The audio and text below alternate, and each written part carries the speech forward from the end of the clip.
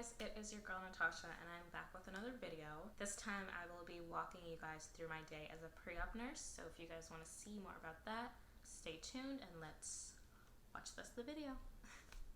So I am currently working as a pre-op PACU nurse. I just got hired in March, so I'm still on orientation. I'm on orientation for pre-op. Our PACU bridge has got pushed back because of everything going on, so I will just kind of be telling you guys what my experience in pre-op has been like and how I'm liking it and kind of the vibe that pre-op nursing is like and what it's like to be a pre-op nurse. So I work 4 days a week. Right now I'm kind of on like a Monday through Thursday schedule, so I can have like Friday, Saturday, Sunday off. I don't work weekends and I do 4 10-hour shifts in a week. So my shift starts 5 and I work 5 a.m. bright and early to 3:30 p.m. 4 days a week, like I said, and I'm doing Monday through Thursday. So my day kind of involves, I wake up at 4 a.m., kind of do a quick, brush my teeth, wash my face, throw on some sweatpants, throw on a hoodie, and just like run out the door.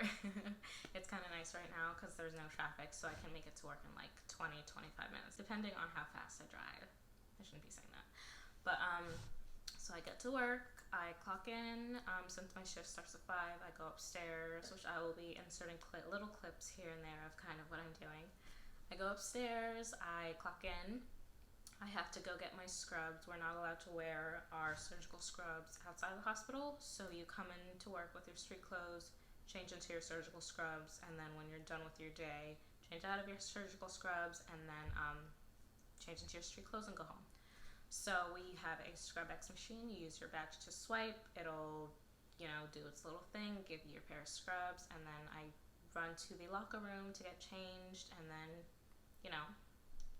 as I'm changing, kind of get mentally prepared to start my day. So I get my scrubs, I walk downstairs to the main OR, and I will be kind of showing you guys clips of like we call them bays, but they're areas where we get the patients ready. There is a stretcher, there's monitors, there's computers, there's chairs, and we have this little like cart with all of our supplies, which I will be showing you guys. This is the supply cart I wanted to show you guys. The top drawer has tourniquets, tape, flushes, your IV catheter, and needles. Second drawer has your extension tubing, IV start kits, med cups, alcohol, gauze, and tubes for labs. Third drawer has the marking pens, as it says, any kind of wristbands you need, syringes, the little green caps we put on IVs, and bags for the labs. Next drawer has just extra miscellaneous supplies, socks, tissues, not sterile gowns, but the little briefs and the gowns you need for isolation. And the last drawer has our IV fluids and our IV tubing. So this is the supply cart I wanted to just show you guys, and these are in each of the bays that we have. So since I'm still on orientation, I'm with another nurse. So we go downstairs, we get our assignments for the day, we start getting everything organized, we clean our bays, we restock our little, I don't want to call it a cabinet, but our little cart of supplies, make sure we have everything we need for the day and for the amount of patients that we have. While we're doing that, we usually just log into the computer, try to see how many cases we have. That way you can kind of see and stagger out how your day is going to go. Now granted, with everything going on, we're not seeing the caseload that they usually see. We see, I'll say average, like 35 to 40 patients a day. Now that's just on my shift. The OR is 24 hours, so there, of course, is more cases after I leave and after the day shift nurses leave. So, like I said, we are cleaning up, organizing. We kind of see how many first cases we have. More of the first cases are like heart surgeries, heart transplants, bypasses, those types of things. They like to go in first and early because that you're in surgery for hours. It can be from like a 6:30 start to 4 or 5 o'clock in the afternoon. Excuse me. So we like to get them in early, get them checked and prepped, and then get them ready to go to surgery. After you get your bay ready, you kind of wait to see when you're going to get your first patient. So when you get your first patient, you go up, you introduce yourself. I usually say, "Hi, I'm Natasha. I'm going to be the nurse that's checking you in." Now that I've been on orientation for, I think this is going to be my 6th week, I kind of have the questions already in my head, so I know what to ask already as I'm introducing myself to the patient to kind of save time. So usually in the morning it's pretty busy, so I will go up to my patient, introduce myself. We take them to get weighed. We have like a standing scale, just so we get their weight, and then we walk them back to the bay where we check them in. I will give them like a packet of stuff. We have gowns that change into, we have a bag for their belongings, and we have socks, a surgical hat for them to wear, and this is for outpatients. For inpatients who are coming off the floors, they just come down in their bed and we have them change into the purple gown, which connects to like a bear hugger warmer thing to keep them warm because the OR is cold. So I'm walking my patient back to my bay. I'm asking them, how tall are you? Any allergies? Have you had anything to eat or drink since midnight? You want to make sure your patient has not had anything to eat or drink after midnight. Now, if they do take morning pills, that's fine. They just have to make sure to take it with a small sip of water because we don't want any kind of complications during surgery. And like I said, I'm walking back to the bays. I have them change into the purple gown. I'm asking them all these questions. After they're done, I log into the computer, check them into the computer that way, and then I will go through my checklist with them. Everybody needs an IV. Usually almost always, the patients from the floor already have an IV, so that's one less thing to do. But outpatients, you have to put an IV in, go on the computer after you check them in, check the orders, make sure we actually have orders. If you don't have orders, you have to page the surgical resident to put orders in. Orders involve obviously an IV, any kind of medications they want depending on the surgery that they're getting. For example, let's just say someone's getting like a hysterectomy or something. There are certain medications that the surgeons like them to, not the surgeons, the anesthesiologists like them to have. For example, they like them to have antibiotics, but with antibiotics, we don't give them the pre-op area, they get them in the OR.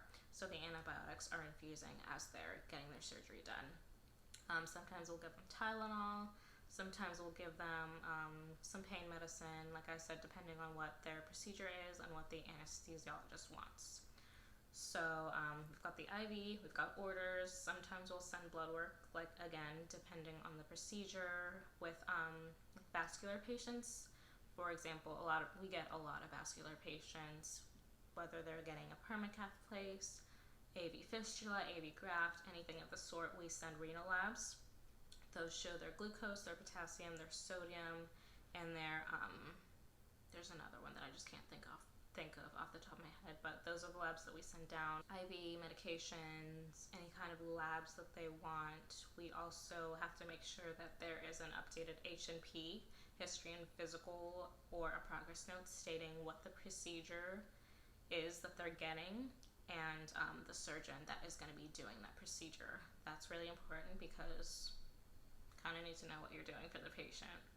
And that has to be done within 24 hours of the surgery. We have like checklists that we have to do in the computer. It'll ask like general questions, height, weight, last time you ate or drank, if they're on dialysis, if they need a pregnancy test done, if they have sleep apnea. We kind of go through their history and kind of go through their at-home medications.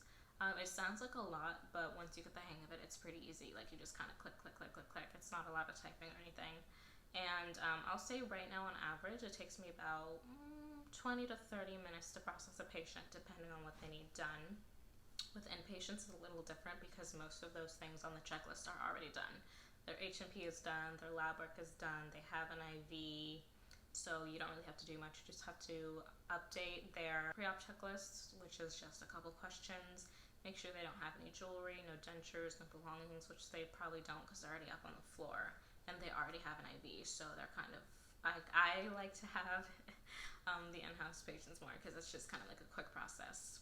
There are a couple forms that need to be filled out. We call it like an attestation sheet where everybody signs off before the patient can actually go to the operating room. It is signed by me, the pre-op nurse, the OR nurse that's going to be with the patient in the room, the surgeon that's doing the surgery, and the anesthesiologist.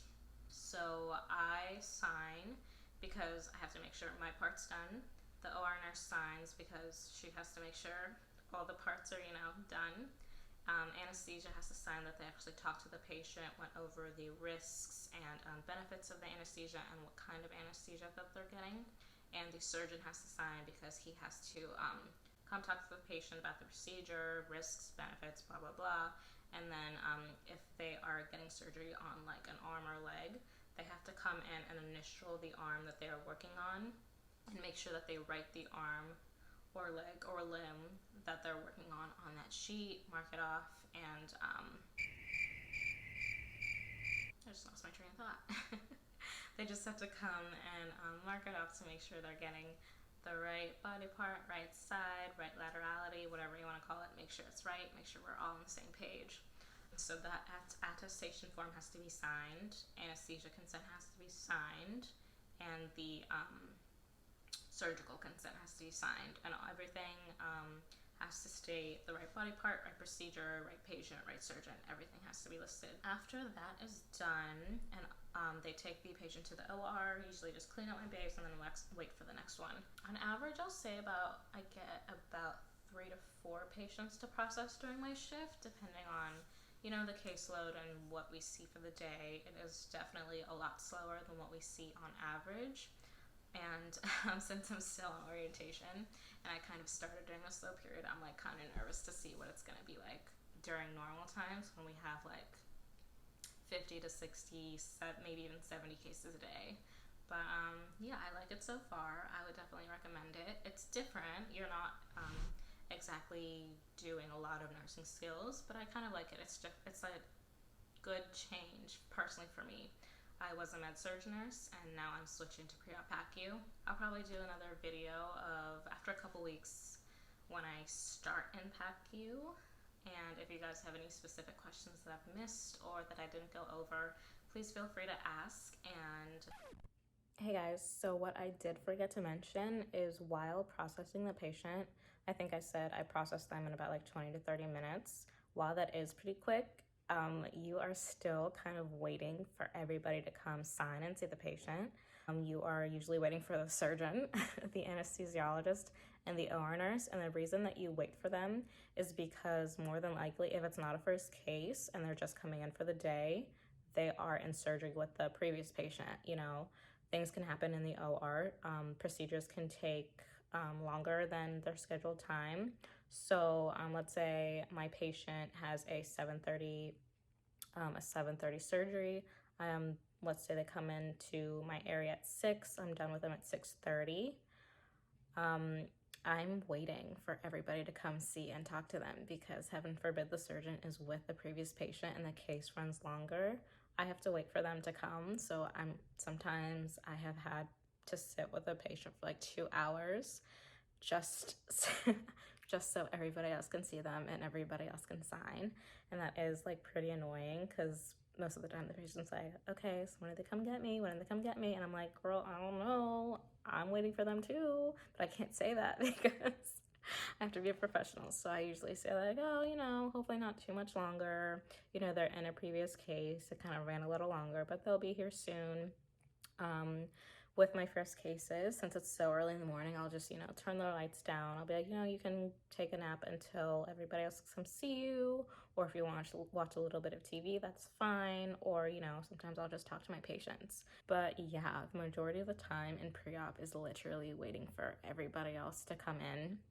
And honestly, I feel like it's a lot of me, like, chasing after people to do their jobs. I.e., if like the H&P is not updated, I have to call the resident. If, I don't know, they have an allergy, like it's a lot. And I feel like I'm always chasing after people to do their own jobs, which is like a part that I find annoying. And whenever you are telling people, like surgeons, to do their jobs or like sign H&P, they like give you an attitude. That's the part that really like, you know, it's not my favorite because I would like to say something to the fact that they are being rude and we all have to be professional, but I can't because I kind of like my job right now, so I kind of have to like bite my tongue, which is annoying. But yeah, just wanted to say that because I don't think I said that in the previous clips. That is it for this video. I will see you guys on the next one. Bye.